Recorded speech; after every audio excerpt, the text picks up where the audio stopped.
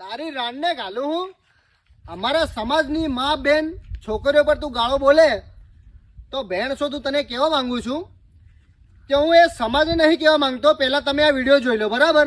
ધ્યાનથી જોજો. તમારી બેન ને 14 આદિવાસી વિડીયો તમે જોયો ને તો મારું એટલું કહેવું છે કે તારી માને લંડે ઘાલું. તારે કોઈ બી વિશે વિરોધ હતો તો તું એની સાથે મેટર તારું ક્લોઝ તું કરી શકતો હતો.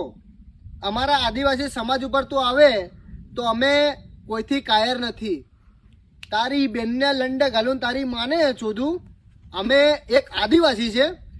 અંગ્રેજો બી હે ને અમારે આગળ આમ ઝૂકી નીકળતા હતા અને દેશ બી અમે આઝાદ કરાવ્યો છે. ભેણ ચોથ અમે જોહારવાળા કોઈથી કમ નથી.